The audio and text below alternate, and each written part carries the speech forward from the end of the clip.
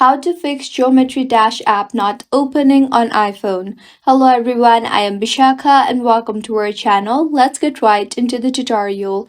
In order to fix Geometry Dash app not opening on iPhone, open the App Store on your device first and search for Geometry Dash. Tap on the app and make sure the app is updated to its latest version for the app to function smoothly.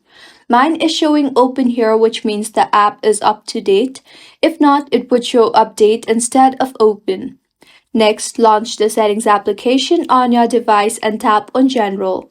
Here, tap on iPhone Storage, scroll down and find the Geometry Dash option and tap on that.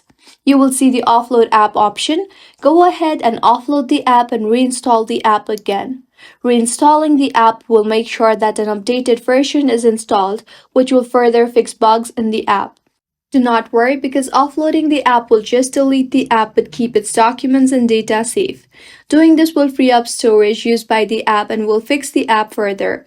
This issue might also occur due to less storage space on your iPhone, so make sure your iPhone has enough storage space for the apps to perform smoothly. You can also offload apps that are no longer in use on your iPhone.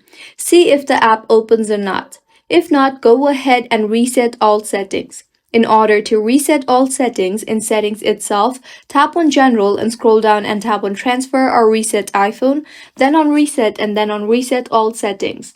Enter your passcode and reset all settings. Doing this will reset all settings. Nevertheless, none of your data or media will be deleted. Your iPhone will take an auto restart now and your issue should have been fixed by now. If you find this tutorial helpful, do subscribe to our channel.